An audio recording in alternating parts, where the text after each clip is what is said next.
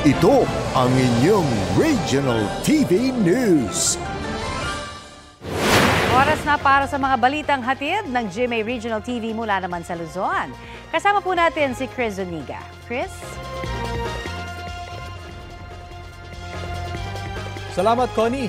Patay ang isang babae sa Iriga, Camarines Sur matapos mahagip ng tren ng Philippine National Railways. Sa Lipa, Batangas naman nahulikam ang pagsalpok ng truck sa isang service vehicle.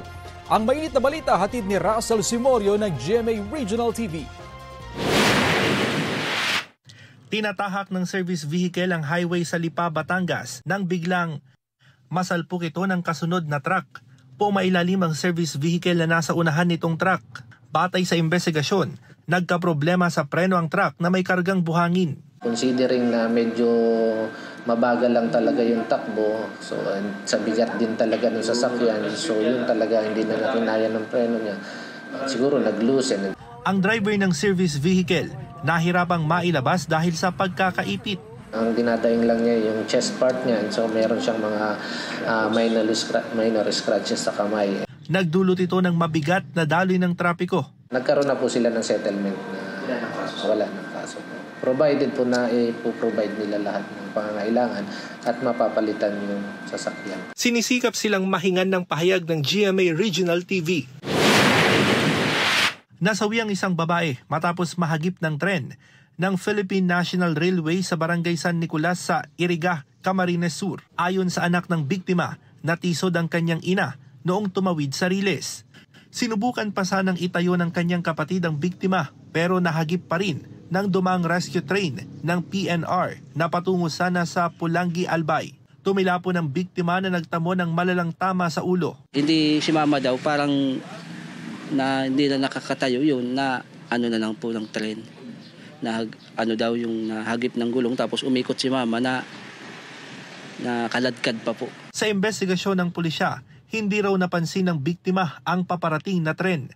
Nagkausap na rin ang pamilya ng biktima at ang pamunuan ng PNR.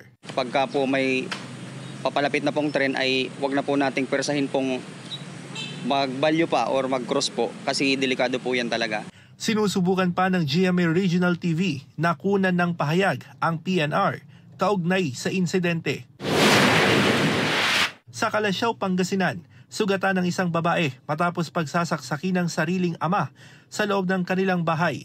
Sa investigasyon ng pulisya, nasa kwarto ang biktima nang biglang pumasok ang kanyang ama na may dalang patalim.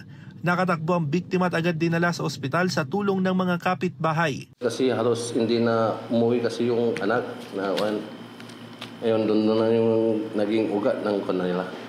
Pag hindi nila pagkakaintindihan na mag-ama. Naaresto ang amang senior citizen. Na-recover din ang ginamit na patalim na mahigit 10 pulgada ang haba. Mahingi ako ng tawad sa kanya dahil nagkamali lang ako, saka nagalit ako doon sa palaging pumupunta sa kabila. Kaya ayaw kong ganoon. Kaya sana mapapatawad niya pa ako dahil mahal ko yung anak kong talaga. Mahaharap sa kasong prostrated parricide ang suspect. Russell Simorio ng GMA Regional TV, nagbabalita para sa GMA Integrated News. Kapuso, para sa mga maiinit na balita, mag-subscribe sa GMA Integrated News sa YouTube. Sa mga kapuso naman abroad, subaybayan nyo kami sa GMA Pinoy TV at sa www.gmanews.tv.